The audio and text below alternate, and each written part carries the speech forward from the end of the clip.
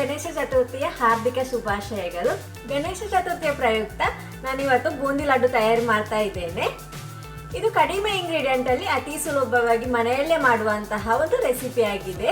So ಬನ್ನಿ ಹೇಗೆ ತಯಾರಿ ಮಾಡುವುದಂತ ನೋಡುವ. ಇದಕ್ಕೋಸ್ಕರ ನಾನು 1 ಕಪ್ ಆಗುವಷ್ಟು ಕಡಲೆ ಹುಡಿ ತಗೊಂಡಿದ್ದೇನೆ. ಅದನ್ನು ನಾನು ಮೊದಲು ಜರಡಿ ಹಿಡಿತಾ ಇದ್ದೇನೆ. ಈ ಜರಡಿ ಹಿಡಿಯೋದ್ರಿಂದ ನಮಗೆ ಪಾಕದಲ್ಲಿ ಗಂಟೆ ಹಿಡಿಯುವುದು ಕಡಿಮೆ ಆಗ್ತದೆ.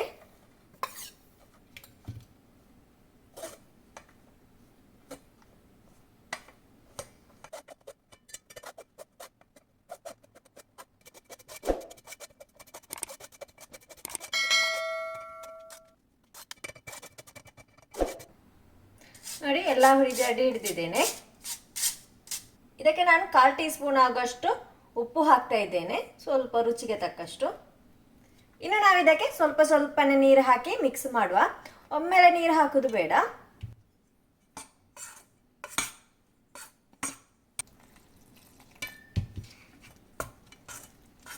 ಮಿಕ್ಸ್ ಮಾಡುವಾಗ ಗಂಟು ಇಲ್ಲದ ಹಾಗೆ ಮಿಕ್ಸ್ ಮಾಡಬೇಕು.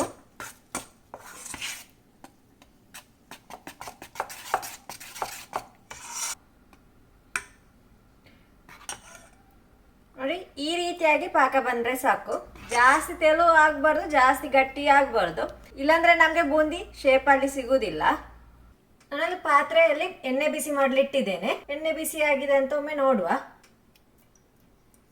ನಾವು ಬಿಡುವಾಗ್ಲೇ ಈ ಬೂಂದಿ ಮೇಲಕ್ಕೆ ಬಂದ್ರೆ ಎಣ್ಣೆ ಬಿಸಿ ಆಗಿದೆ ಅಂತ ಅರ್ಥ. ಇನ್ನು ನಾವು ಬೂಂದಿ ಬಿಡುವ.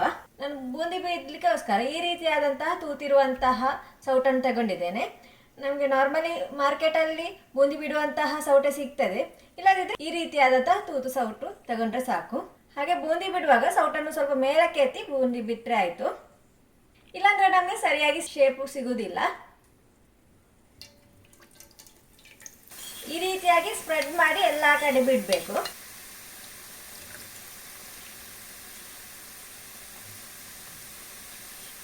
ಅದೇ ರೀತಿ ನಮಗೆ ಇದು ಜಾಸ್ತಿ ಹೊತ್ತು ಬೇಯೋದು ಬೇಡ. ಒಂದು 10 ರಿಂದ 15 ಸೆಕೆಂಡ್ ಅಷ್ಟು ಬೆಂದು ಸಿಕ್ಕಿದ್ರೆ ಸಾಕು. ಜಾಸ್ತಿ ಕೆಂಪಾದ್ರೆ ಸಕ್ಕರೆ ಪಾಕ ಇದಕ್ಕೆ ಎಳೆದುಕೊಳ್ಳುವುದಿಲ್ಲ. ನೋಡಿ, ಇದು ಆಗಿದೆ. ಇದನ್ನು ತೆಗೆಯುವ.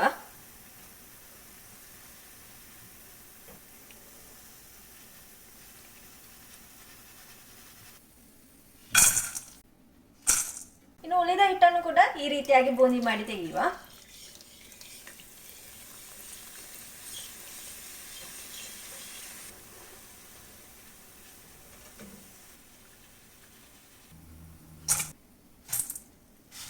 ಬೂಂದಿ ಎಲ್ಲ ರೆಡಿ ಆಗಿದೆ. ಇನ್ನು ಇದಕ್ಕೆ ಬೇಕಾದಂತಹ ಸಕ್ಕರೆ ಪಾಕ ರೆಡಿ ಮಾಡುವ. 1 ಕಪ್ ಆಗುವಷ್ಟು ಸಕ್ಕರೆ ತಗೊಂಡಿದ್ದೇನೆ. ನಾನು ಇದೇ ಕಪ್ಪಲ್ಲಿ 1 ಕಪ್ ಆಗುವಷ್ಟು ಕಡಲೆ ಹುಡಿ ಕೂಡ ತಗೊಂಡಿದ್ದೆ. ಸೊ ಸೇಮ್ ಅಳತೆಯಲ್ಲಿ ನಾವು ಕಡಲೆ ಹುಡಿ ಮತ್ತು ಸಕ್ಕರೆ ತಗೊಂಡ್ರೆ ಆಯ್ತು. ಇನ್ನು ಅದೇ ಕಪ್ಪಲ್ಲಿ 1/2 ಕಪ್ ಆಗುವಷ್ಟು ನೀರು ಹಾಕ್ತಾ ಇದ್ದೇನೆ. ಈ ಸಕ್ಕರೆ ಪಾಕ ಸ್ವಲ್ಪ ಕುದೀಲಿ. ನೋಡಿ, ಇದು ಚೆನ್ನಾಗಿ ಕುದೀತಾ ಇದೆ. ಈಗ ಬೇಕಿದ್ರೆ ನಮಗೆ ಫುಡ್ ಕಲರ್ ಆ್ಯಡ್ ಮಾಡ್ಬೋದು. ನಾನು ಯಾವುದೇ ರೀತಿಯ ಕಲರ್ ಆ್ಯಡ್ ಮಾಡ್ತಾ ಇಲ್ಲ. ಅದೇ ರೀತಿ ನಾವು ಸಕ್ಕರೆ ಪಾಕ ಮಾಡುವಾಗ ಜಾಸ್ತಿ ನೀರು ಹಾಕಬಾರ್ದು. ಸ್ವಲ್ಪ ದಪ್ಪವಾಗಿ ನಮಗೆ ಈ ಸಕ್ಕರೆ ಪಾಕ ಸಿಗಬೇಕು. ಇಲ್ಲಾಂದ್ರೆ ನಾವು ಲಡ್ಡು ಮಾಡುವಾಗ ಉಂಡೆ ಕಟ್ಟಲಿಕ್ಕೆ ಸಿಗ್ಲಿಕ್ಕಿಲ್ಲ. ನೋಡಿ, ಸಕ್ಕರೆ ಪಾಕ ದಪ್ಪ ಆಗ್ತಾ ಬಂದಿದೆ. ಇನ್ನು ನಾವು ಫ್ಲೇಮ್ ಆಫ್ ಮಾಡಿ ತಯಾರು ಮಾಡಿಟ್ಟಂತಹ ಬೂಂದಿಯನ್ನು ಹಾಕುವ ಇದಕ್ಕೆ. ಈ ಬೂಂದಿಯನ್ನು ಸಕ್ಕರೆ ಪಾಕದೊಂದಿಗೆ ಸರಿಯಾಗಿ ಮಿಕ್ಸ್ ಮಾಡಬೇಕು. ಈ ಸಕ್ಕರೆ ಪಾಕ ಚೆನ್ನಾಗಿ ಎಲಿಬೇಕು ಬೂಂದಿಯೊಟ್ಟಿಗೆ. ನೋಡಿ, ಇದು ಸ್ವಲ್ಪ ಹೊತ್ತು ಹೀಗೆ ತಣಿಲಿ. ಅದೇ ರೀತಿ ಈ ಸಕ್ಕರೆ ಪಾಕ ಕೂಡ ಚೆನ್ನಾಗಿ ಎಲೀಲಿ. ಅಷ್ಟೊತ್ತಲ್ಲಿ ನಾವು ಗೋಡಂಬಿ, ದ್ರಾಕ್ಷಿ, ಲವಂಗವನ್ನು ಫ್ರೈ ಮಾಡಿ ತೆಗೆಯುವ. ನಾನು ಗೋಡಂಬಿ, ದ್ರಾಕ್ಷಿ ಫ್ರೈ ಮಾಡ್ಲಿಕ್ಕೋಸ್ಕರ 2 ಟೇಬಲ್ ಸ್ಪೂನ್ ಆಗುವಷ್ಟು ತುಪ್ಪ ತಗೊಳ್ತಾ ಇದ್ದೇನೆ. ನೋಡಿ, ನಾನು ಸ್ವಲ್ಪ ಗೋಡಂಬಿ ಹಾಕ್ತಾ ಇದ್ದೇನೆ ಅದಕ್ಕೆ.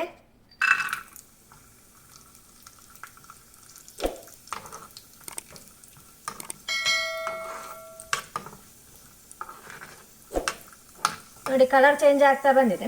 ಇನ್ನು ಇದಕ್ಕೆ ಸ್ವಲ್ಪ ದ್ರಾಕ್ಷಿ ಕೂಡ ಹಾಕ್ತಾ ಇದ್ದೇನೆ. ಅದೇ ರೀತಿ ಸ್ವಲ್ಪ ಲವಂಗ ಕೂಡ ಹಾಕ್ತಾ ಇದ್ದೇನೆ.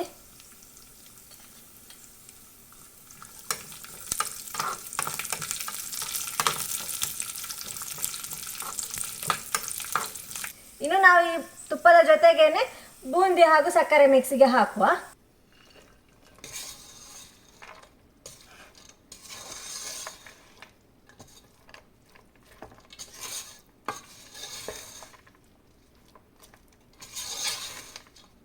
ನೋಡಿ ಇದು ಅದ ಬಿಸಿ ಇದೆ.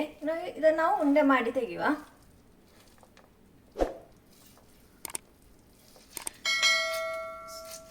ಸ್ವಲ್ಪ ಜಾಸ್ತಿ ಪ್ರೆಸ್ ಮಾಡಿ ಈ ರೀತಿಯಾಗಿ ಉಂಡೆ ಕಟ್ಟಬೇಕು. ನೋಡಿ ಈ ರೀತಿಯಾದಂತಹ ಉಂಡೆ ರೆಡಿಯಾಗಿದೆ. ಅದೇ ರೀತಿ ಈ ಎಲ್ಲ ಬೂಂದಿಯನ್ನು ಕೂಡ ಆ ರೀತಿಯಾಗಿ ಉಂಡೆಗಟ್ಟಿ ತೆಗೆಯುವ.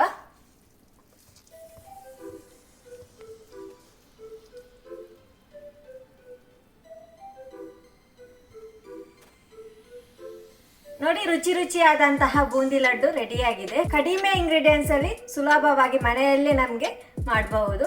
ನೀವು ಕೂಡ ನಿಮ್ಮ ಮನೆಯಲ್ಲೊಮ್ಮೆ ಮಾಡಿ ನೋಡಿ. ಸೊ ಫ್ರೆಂಡ್ಸ್, ಇವತ್ತಿನ ವಿಡಿಯೋ ನಿಮಗೆ ಇಷ್ಟವಾದಲ್ಲಿ ಲೈಕ್ ಮಾಡಿ, ಶೇರ್ ಮಾಡಿ. ಅದೇ ರೀತಿ ನಿಮ್ಮ ಅನಿಸಿಕೆಗಳನ್ನು ಕಮೆಂಟ್ ಮೂಲಕ ತಿಳಿಸಿ. ನನ್ನ ಮುಂದಿನ ವಿಡಿಯೋಗಳನ್ನು ನೀವು ನೋಡಲು ಇಚ್ಛಿಸುವಲ್ಲಿ ಸಬ್ಸ್ಕ್ರೈಬ್ ಮಾಡಲು ಮರೆಯದಿರಿ. ಇನ್ನೊಂದು ವಿಡಿಯೋದಲ್ಲಿ ಮತ್ತೊಂದು ರೆಸಿಪಿಯೊಂದಿಗೆ ಬರುವವರೆಗೆ be happy, be healthy, take care, by.